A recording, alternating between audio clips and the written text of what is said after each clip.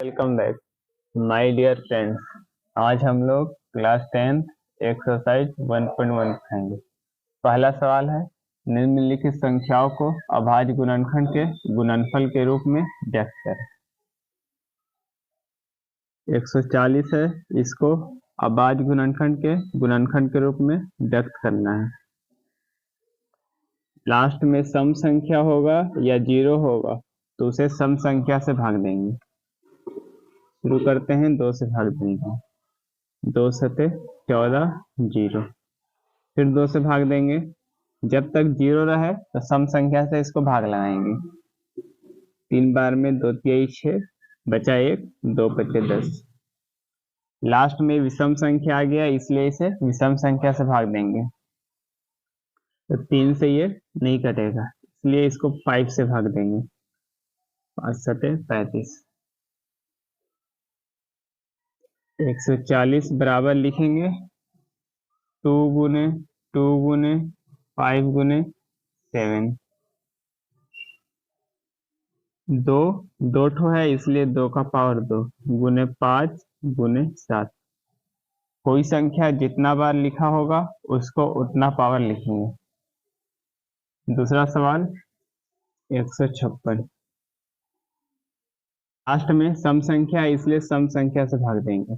सम संख्या उसे कहते हैं जो 2 से पूरा पूरा कट जाए, और विषम संख्या उसे कहते हैं जो 2 से पूरा पूरा नहीं कटे। तो लास्ट में 6 है, ये 2 से पूरा पूरा कट जाएगा, इसलिए इसे सम संख्या से भाग दे रहे हैं। 7 बार में लगाएंगे, 2 सते 14, बचा इसमें 1, 1 पर 6 16, 2 8 16। फिर लास्ट में सम संख्या, इसलिए इसे सम संख्या से भाग देंगे। 3 बार में लगाएंगे, 2 तिहाई 6, बचा इसमें 1, 1 पर 8 18, तो 2 9 18। अब लास्ट में आ गया विषम संख्या, इसलिए इसे विषम संख्या से भाग देंगे। तो 3 से लगाएंगे, 3 एकम 3, 3 तिहाई 9। 156 का फैक्टर आया 2 गुने 2 गुने 3 गुने 13। ये सबको उतार देते हैं। 2 का पावर 2, क्योंकि 2 ठो है, इसलिए 3 गुने 13। पहला का तीसरा सवाल 3825। इसको भी अभाज्य गुणनखंड के गुणनफल के रूप में व्यक्त करना है। लास्ट में विषम संख्या, इसलिए इसे विषम संख्या से भाग देंगे।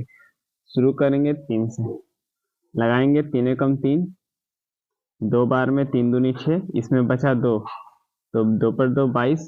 7 बार में लगा देंगे, 3 सते 21, बचा इसमें 1, 1 पर 5 15, तो 3 बचे 15। फिर लास्ट में विषम संख्या, इसलिए इसे विषम संख्या से भाग देंगे। 3 चौके 12, 3 दूनी 6, 2 बार में लगाए 6, बचा है इसमें 1, 1 पर 5 15, 3 बचे 15। लास्ट में विषम संख्या, फिर देखेंगे कि 3 से लगता है कि नहीं। 1 बार में लगाएंगे तो 3, बचेगा इसमें 1, तो 1 पर 2 12, 3 चौके 12, 4 बार में ही कट गया, लेकिन 5 बचा, तो 3 3 ने कम 3 नहीं लगेगा 3 से, इसलिए इसे 5 से भाग देंगे।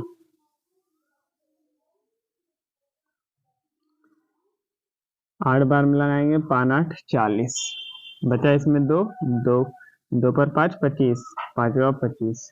फिर 5 से भाग देकर देखेंगे, 5 कम 5, बचा इसमें 3, 3 पर 5 35, 5 सते 35। 3825 का फैक्टर हुआ 3 गुने 3 गुने 5 गुने 5 गुने 70। 3 2 ठो है, इसलिए 3 का पावर 2 गुने 5 2 ठो है, इसलिए 5 का पावर 2 गुने 17 एगो है, इसलिए 17। अब 5005 लास्ट में विषम संख्या, इसलिए इसे विषम संख्या से भाग देकर देखेंगे। लगाएंगे 3 से, तो 3 एकम 3, बचेगा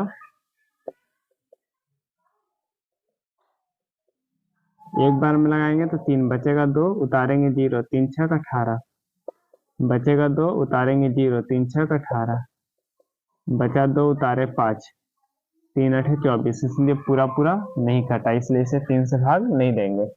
अब देखेंगे 5 से भाग देकर। एक बार में लगाएंगे 5 एकम 5, 0 फिर 0, 5 एकम 5। अब देखेंगे 7 से भाग देकर, 7 एकम 7, बचा इसमें 3, 3 पर 0, 30, 7 चौके 28, बचा इसमें 2, 2 पर 1, 21, 7 तिया 21। उसके बाद इसको देखेंगे 9 से भाग देकर, 9 एकम 9, बच जाएगा इसमें 5, 5 पर 3, 53, तो 9 का पहाड़ा में 53 नहीं आता है, इसलिए इसे 11 से भाग देकर देखेंगे। एक बार में लगाएंगे 11 कम 11, बचा इसमें 3, 11 तिया 33, 5005। इसका फैक्टर 5 गुने 7 गुने 11 गुने 30। इसके बाद 7429 का फैक्टर निकालेंगे। ये 5, 7 और 11 से नहीं कटने वाला, इसलिए इसे वो 17 से भाग देंगे।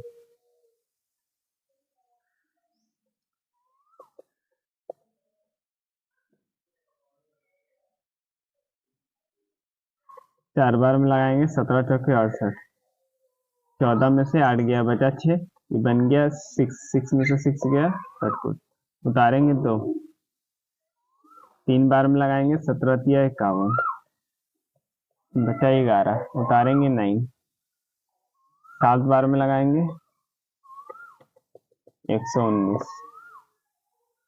यानी 17 से लगाएं तो 437 बार में कटा।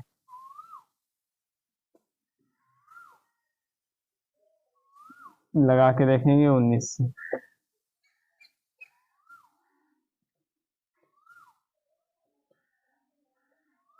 लास्ट में विषम संख्या, इसलिए विषम संख्या से भाग दे रहे हैं। 2 बार में लगाएंगे, 19 दूनी 38, 13 में से 8 गया, बचा 5, कटकुट उतारे 7, 19 तिया 57, कट गया, यानी 23 बार में पूरा पूरा कटा। 7429 का फैक्टर 17 गुने 19 गुने 23। सवाल है, पूर्णांकों के निम्नलिखित युग्मों के HCF और LCM ज्ञात कीजिए तथा इसकी जांच कीजिए कि दो संख्याओं का गुणनफल बराबर होता है HCF गुने LCM। पहला सवाल है कि 26 और 91, इसका पहले फैक्टर निकालेंगे।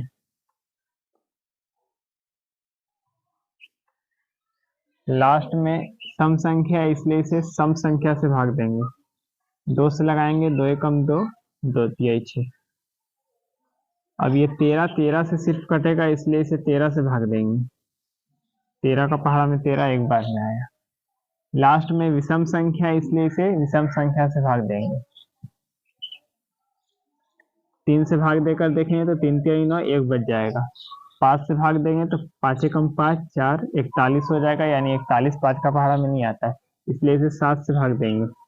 7 एकम 7, इसमें बचा 2, 2 पर 1, 21, 7 तिया 21, 13 बार में। अब ये सिर्फ 13 से कटेगा, इसलिए 13 से लगा दें। 26 का फैक्टर आया 2 गुने 13 गुने 1, और जो 91 था उसका फैक्टर आया 7 गुने 13 गुने 1। HCF बराबर लिखेंगे और LCM बराबर लिखेंगे। जो संख्या दोनों में मिलेगा वो HCF होगा। जैसे 26 का फैक्टर में 2, 13 और 1 आया है, 91 का फैक्टर में 7, 13 और 1 आया है। दोनों में 13 मिल रहा है और 1 मिल रहा है, इसलिए HCF 13 गुने 1 लिखेंगे, यानी 13 कम 13। एलसीएम में जो दोनों में मिलेगा उसको लिख देंगे। दोनों में 13 13 मिल रहा था, 1 1 मिल रहा था, इसलिए 13 गुने 1 लिखे। और जो बचेगा उसको भी लिख देंगे। इसमें बचा है 2 तो 2 लिखेंगे, इसमें बचा है 7 तो 7 लिखेंगे, बराबर।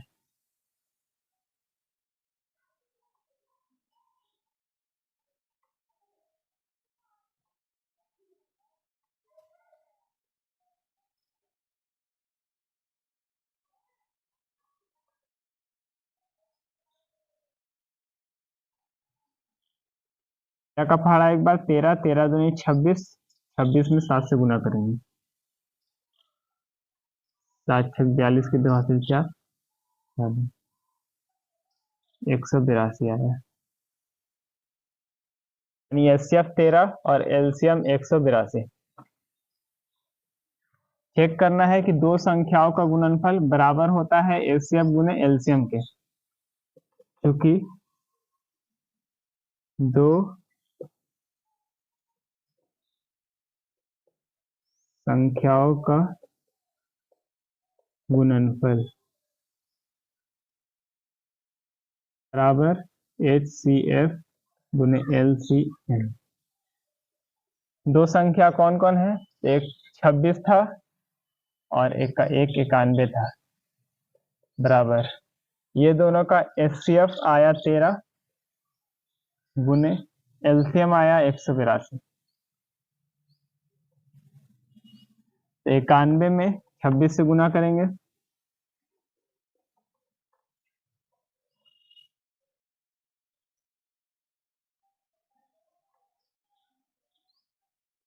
नौ 2366 आया। ये साइड भी गुना होगा तो 2366 आएगा। LHS बराबर RHS।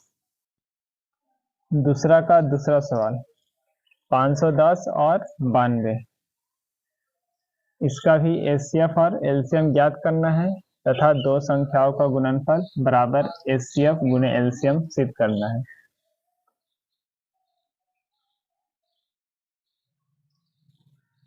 पहला है 510 और दूसरा है 92। लास्ट में 0 है इसलिए इसे सम संख्या से भाग देंगे। लास्ट में 0 रहे या कोई सम संख्या रहे तो उसे सम संख्या से भाग देंगे। 2 दूनी 4, 2 पचे 10, 2 पचे 10। लास्ट में विषम संख्या आया इसलिए इसे विषम संख्या से भाग देंगे। 8 बार में लगाएंगे, 3 8 24, बचा इसमें 1, 1 पर 5 15, 3 पचे 15। लास्ट में विषम संख्या है इसलिए इसे 3 से भाग देंगे। 3 दूनी 6, बचा इसमें 2, 2 पर 5 25, तो 3 का पहाड़ा में 25 नहीं आता इसलिए इसे 3 से भाग नहीं देंगे। अब देखेंगे 5 से भाग देगा। विषम संख्या रहेगा लास्ट में तो विषम संख्या से भाग देंगे। एक बार में लगाएंगे तो 5, बचेगा इसमें 3, 3 पर 5 35, 5 सते 35। 17 से लगाएंगे एक बार में 17। 510 का फैक्टर आया 2 गुने 3 गुने 5 गुने 17। अब 92 का फैक्टर देखेंगे, 2 से लगाएंगे लास्ट में क्योंकि सम संख्या है इसलिए इसे सम संख्या से भाग दे रहे हैं। 2 चौके 8, बचा इसमें 1, 2 छक 12। लास्ट में सम संख्या है, 2 दूनी 4, 2 तिहाई 6, 23 से भाग देंगे एक बार में 23। 92 का फैक्टर आया 2 गुने 23। दोनों में 1 1 है तो 1 1 भी लिख देंगे। अब लिखेंगे HCF और लिखेंगे LCM। जो संख्या दोनों में मिलेगा वो HCF होगा, तो 2 2 दोनों में मिल रहा है। और इसके अलावा और कोई संख्या नहीं है जो दोनों में मिल रहा है। 1 1 2 दोनों में मिला तो HCF हो गया 2 और 1, यानी 2 गुने 1, 1 भी दोनों में शामिल है। LCM जो दोनों में मिलेगा उसको लिख देंगे, 2 दोनों में था, 1 दोनों में था। इसके अलावा जो ऊपर में बचा उसको उतार देंगे LCM में। 3 गुने 5 गुने 17 गुने जो नीचे में बचा है उसको भी उतार देंगे, 2 गुने 23। सबको गुना करेंगे तो आएगा 23,460। अब चेक करना है कि 2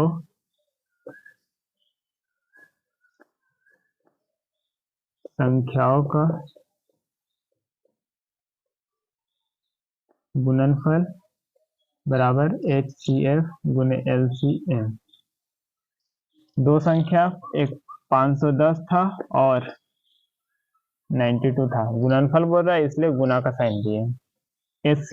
HCF आया 2, LCM आया 23,460। इसमें गुना करेंगे 2 में 0 से तो 0, 6 दूनी 12 के हासिल 1, 4 दूनी 8 है 9, 3 दूनी 6, 2 दूनी 4। इस तरफ भी गुना करेंगे तो 46,920 आएगा। लिखेंगे LHS बराबर RHS। दूसरा का तीसरा 336 और 54। 336 और 54 का फैक्टर निकालेंगे। लास्ट में सम संख्या इसलिए सम संख्या से भाग देंगे। 2 एकम 2 बचा 1, 2 छक 12 बचा 1, 2 8 16। फिर 2 से भाग देंगे, 2 8 16, 2 चौके 8। फिर 2 से लगाएंगे क्योंकि सम संख्या, इसलिए जब तक सम संख्या रहेगा तो उसे सम संख्या से भाग देते रहेंगे। 2 चौके 8, 2 दूनी 4, 2 दूनी 4, 2 एकम 2। अब ये लास्ट में भी सम संख्या है इसलिए इसे भी सम संख्या से भाग देंगे। तो 3 7 21, 7 कम 7, 54 2 से लगाएंगे 27 बार में। फिर लास्ट में भी सम संख्या है इसलिए सम संख्या से भाग देंगे। 3 9 27, 3 3 9, 3 एकम 3। 336 का फैक्टर आया 2 गुने 2 गुने 2 गुने 2, 3 गुने 7 गुने 1।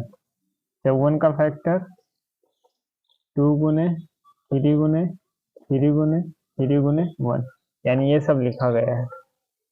अब जो दोनों में मिलेगा वो HCF होगा, HCF बराबर और LCM बराबर। दोनों में 2 मिल रहा है और दोनों में 1 1 3 मिल रहा है और दोनों में 1 मिल रहा है, इसलिए HCF हो गया 2 गुने 3 गुने 1।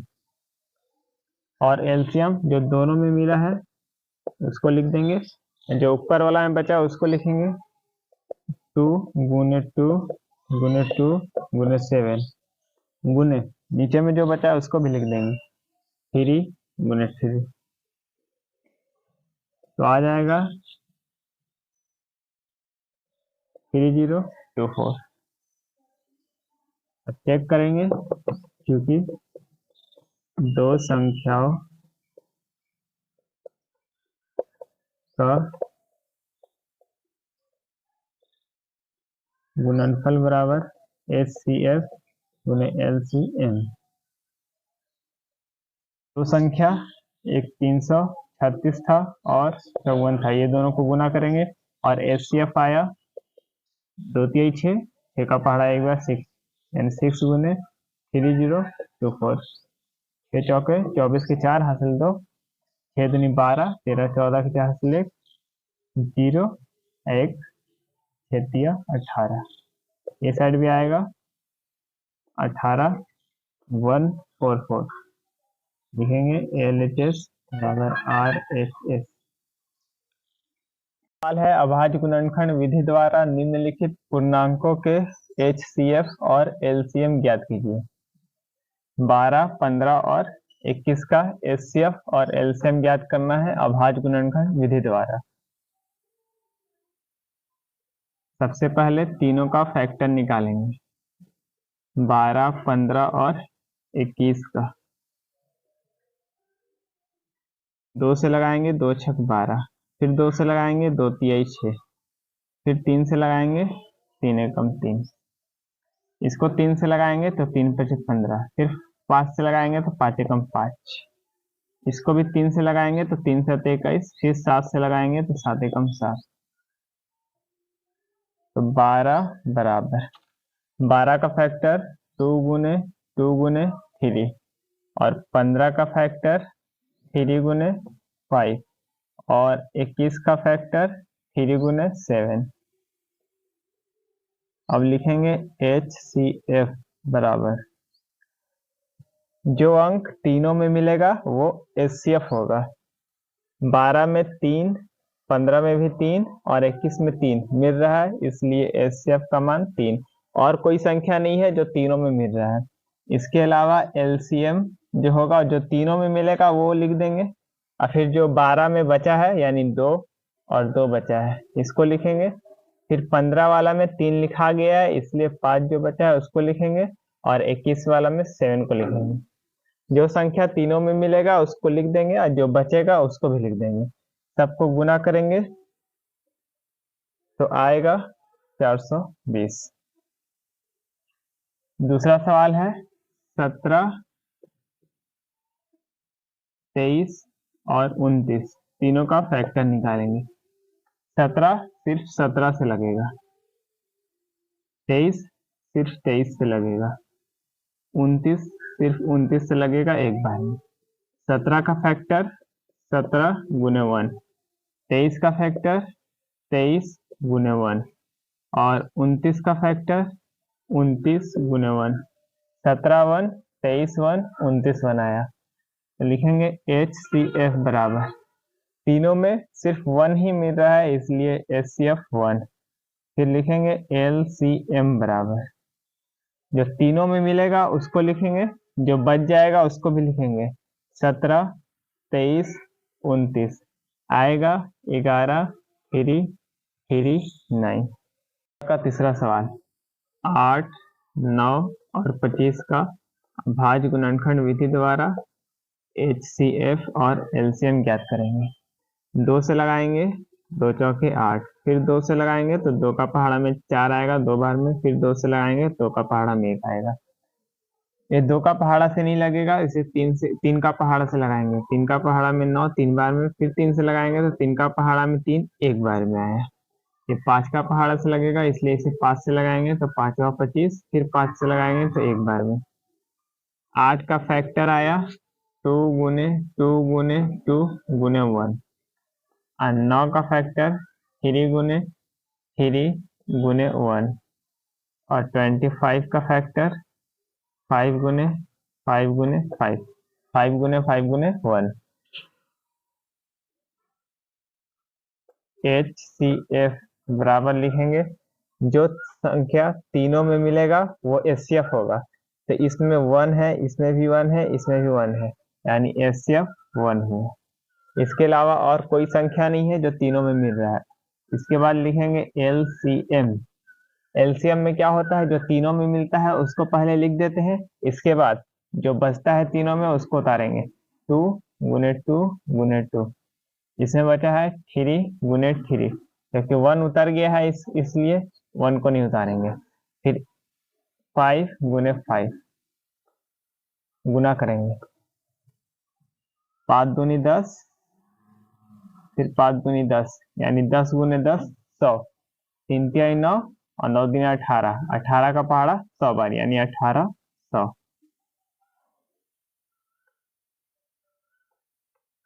HCF 1 आया और LCM 1800। सवाल है HCF 306 और 657 का HCF 9 दिया हुआ है। पूछ रहा है LCM 306 और 657 का ज्ञात कीजिए। यानी ये दोनों संख्या है, इसका HCF 9 दिया हुआ है, तो यही दोनों संख्या का LCM कितना होगा वो ज्ञात करना है।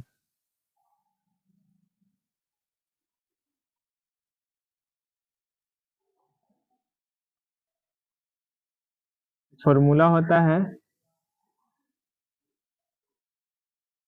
पहली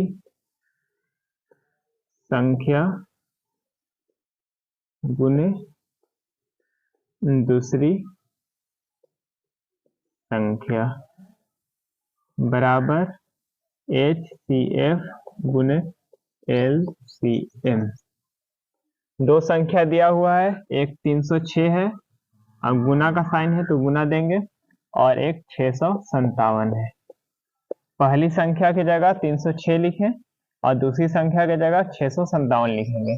फिर HCF है, ये दोनों संख्या का HCF 9 है, इसलिए HCF की जगह 9 लिखेंगे, गुना का साइन है गुना, और ये दोनों संख्या का एलसीएम पूछ रहा है, इसलिए एलसीएम का एलसीएम लिख देंगे।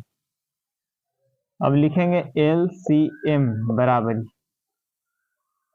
306 गुने 657 बटे, ये गुना में है तो इधर आएगा, भाग में हो जाएगा। अब इसको 9 से काटेंगे, 3 बार में लगाएंगे, 9 तिया 27, इसमें बचेगा 3, तो 3 पर 6 36, 9 चौके 36, एलसीएम बराबर, अब 34 में 657 से गुना करेंगे तो आएगा 22,338, यानी 22,338। क्या सवाल है, जांच कीजिए कि क्या किसी प्राकृत संख्या n के लिए संख्या 6 का पावर n अंक 0 पर समाप्त हो सकती है। पहले जानेंगे कि प्राकृत संख्या किसे कहते हैं। तो गिनती की संख्या को प्राकृत संख्या कहते हैं, जैसे हो गया 1 2 3 डॉट डॉट इनफाइनाइट तक। वही बोल रहा है प्राकृत संख्या n के लिए संख्या 6 का पावर जो n है वो 0 पर समाप्त हो सकती है या नहीं। इसमें अधिकतर वर्ड लैंग्वेज है, इसलिए हम इसे पहले ही लिख दिए हैं। 0 पर 6 का पावर n 0 पर समाप्त होगा या नहीं, ये चेक करते हैं। जैसे हम 10 लेते हैं, एक लेते हैं 100, एक लेते हैं 45, एक लेते हैं 32, इसके लास्ट में 0 है, इसके लास्ट में 0 है, इसके लास्ट में 0 नहीं है, इसके लास्ट में 0 नहीं है। अब हम इसका फैक्टर निकालेंगे तो 2 से लगाएंगे, 2 5 10, फिर 5 से लगाएंगे तो 1 आएगा। इसका फैक्टर लगाएंगे तो 2 से लगाएंगे तो 50 बार में, फिर 2 से लगाएंगे तो 25 बार में, फिर 5 से लगाएंगे 5 बार में, फिर 5 से लगाएंगे तो 1 बार में। इसका फैक्टर लगाएंगे 3 से लगाएंगे क्योंकि लास्ट में विषम संख्या है, इसलिए इसे विषम संख्या से भाग देंगे। 15 तिया 45, फिर 3 से लगाएंगे, 3 पचे 15, फिर 5 से लगाएंगे तो 1 आएगा। इस लास्ट में सम संख्या है, इसलिए इसे 2 से भाग देंगे। 16 बार में, फिर 2 से लगाएंगे तो 8 बार में, फिर 2 से लगाएंगे तो 4 बार में, फिर 2 से लगाएंगे तो 2 बार में, फिर 2 से लगाएंगे तो 1 बार में। यानी 10 का फैक्टर 2 और 5 आया, 100 का फैक्टर 2 2 5 5 5 और 45 का फैक्टर 3 3 5 आया। इसके अलावा 32 का फैक्टर सिर्फ 2 2 आया है। यानी जिस संख्या के अंत में 0 है तो उसमें 2 और 5 जरूर है।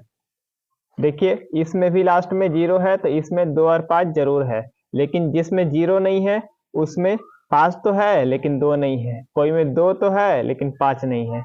इसका कहने का मतलब यह है कि 0 पर समाप्त होने के लिए संख्या के अभाज्य गुणनखंड यानी फैक्टर में 2 और 5 का गुणनखंड होना चाहिए। यानी जो संख्या 0 पर समाप्त होगी यानी जिसके अंत में 0 होगा उसमें 2 और 5 जरूर होगा। इसके अलावा और कोई संख्या हो सकता है लेकिन 2 और 5 जरूर होना चाहिए। यही लिखे हैं कि संख्या के अभाज्य गुणनखंड में 2 तथा 5 का गुणनखंड होना चाहिए। यानी 6 का पावर जो n दिया था इसको हम लिख सकते हैं 2 गुने 3, यानी 6 का फैक्टर निकालेंगे 2 तिहाई 6, 3 से लगाएंगे 1 बार में, यानी 6 का फैक्टर में 2 और 3 आया, उसी को लिखे 2 गुने 3, पावर n था तो n लिखे। इसके बाद दोनों पर पावर n चढ़ा दिए। इसमें लिखे हैं कि 2 का गुणनखंड है, इसमें 2 का फैक्टर है परंतु 5 का नहीं है, यानी सिर्फ इसमें 2 है लेकिन 5 नहीं है। अतः संख्या 6 का पावर n 0 पर समाप्त नहीं होगी, जिसमें 2 और 5 होगा वही 0 पर समाप्त होगा। छठा सवाल, व्याख्या कीजिए कि 7 गुने 11 गुने 13 प्लस 13 और 7 गुने 6 गुने 5 गुने 4 गुने 3 गुने 2 गुने 1 प्लस 5 भाज्य संख्याएं क्या है। सवाल में ये फिक्स है कि ये दोनों संख्या भाज्य संख्या है, लेकिन पूछ रहा है क्या है। चलिए बनाते हैं इसे। 7 गुने 11 गुने 13 प्लस 13। दूसरा है 7 गुने 6 गुने 5 गुने 4 गुने 3 गुने 2 गुने 1 प्लस 5। यहाँ से लेकर यहाँ तक दोनों के बीच में गुना का साइन है, लेकिन यहाँ पर प्लस का साइन है।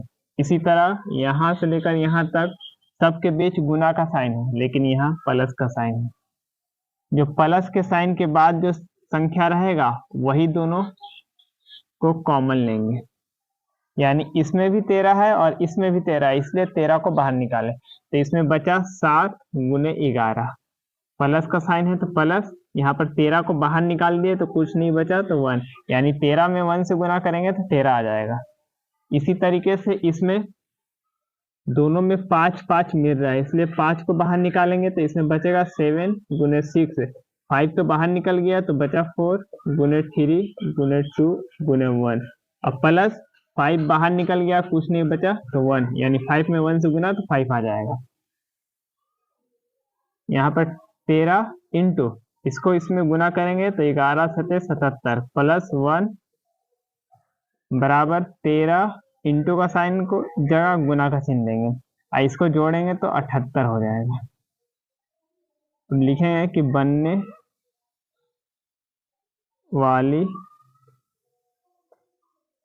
संख्या 13 तथा 78 से विभाज्य है, अतः 7 गुने 11 गुने 13 प्लस 13 भाज्य संख्या है। यानी जो समझा जाए कि 8 गुने 5, तो इसमें हम गुना करेंगे तो 40 आएगा। तो ये जो 40 है वो 5 से भी कटेगा और 8 से भी कटेगा।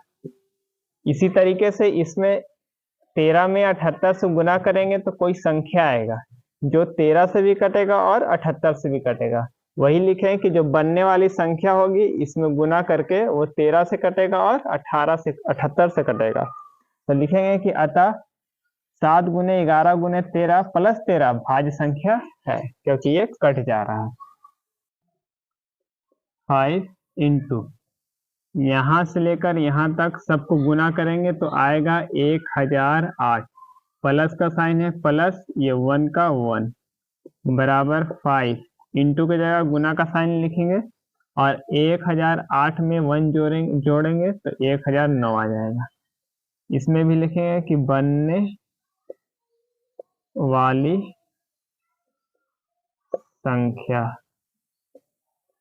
5 और 1009 से विभाज्य है, अतः 7 गुने 6 गुने 5 गुने 4 गुने 3 गुने 2 गुने 1 प्लस 5 भाज्य संख्या है। यानी इसमें गुना करेंगे तो 9 बचे 45 के 5 हासिल 4, 5 में 0 से गुना करेंगे तो 0, 4 हासिल था, फिर 5 में 0 से गुना तो 0, फिर 5 का पहाड़ा एक बार तो 5, यानी 5045 जो आया वो 5 से भी कटेगा और 1009 से भी कटेगा, इसीलिए ये जो संख्या है वो भाज्य संख्या है। अगला सवाल, किसी खेल के मैदान के चारों ओर एक वृत्ताकार पथ है। एक खेल का मैदान है,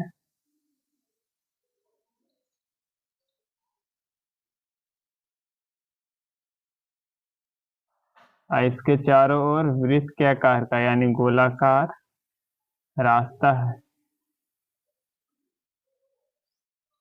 इस मैदान का एक चक्कर लगाने में सोनिया को 18 मिनट लगते हैं। ये जो मैदान है इसका एक चक्कर लगाने में सोनिया को 18 मिनट लग रहा है।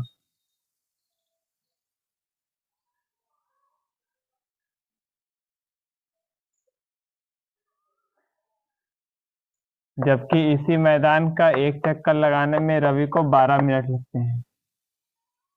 रवि को लग रहा है 12 मिनट। मान लीजिए कि वे दोनों एक ही स्थान और एक ही समय पर चलना प्रारंभ करके एक ही दिशा में जा रहा है, यानी सोनिया इस तरफ जा रही है तो रवि भी इसी तरफ जा रहा है, तो कितने समय बाद वे पुनः प्रारंभिक स्थान पर मिलेंगे? यानी यहाँ से लेकर यहाँ तक आने में फिर पुनः जहाँ से चलना प्रारंभ करे थे कितना समय लग जाएगा कि फिर यहाँ मिलेंगे वो। ऐसे सवाल को हल करने के लिए एलसीएम निकालेंगे, यानी 18 और 12 का एलसीएम ज्ञात कर देंगे। अभाज्य गुणनखंड विधि से एलसीएम निकालते हैं। 2 9 18, 3 तिहाई 9, 3 एकम 3, 18 का फैक्टर 2 गुने 3 गुने 3 गुने 1, 12 का 2 छक 12, 2 तिहाई 6, 3 एकम 3, 12 का फैक्टर 2 गुने 3 गुने 1, दोनों में 2 2 मिल रहा है, 3 3 मिल रहा है, 1 1 मिल रहा है। एलसीएम में जो दोनों में मिलेगा उसको पहले लिख देंगे, यानी 2 2 मिल रहा था तो 1 लिखेंगे, 3 3 मिल रहा था तो 1 लिखेंगे, फिर 1 1 मिल रहा है तो 1 लिखेंगे, फिर जो बचेगा उसको भी लिखेंगे। इसमें 3 बचा है, इसमें 2 बचा है। 3 दूनी 6, 6 तिया 18, 18 दूनी 36 लिखेंगे। अतः ये दोनों पुनः प्रारंभिक स्थान पर 36 मिनट बाद मिलेंगे। यह वीडियो आपको कैसा लगा कमेंट में जरूर बताएं और चैनल को लाइक, सब्सक्राइब और शेयर करें। Thanks for you watching this video.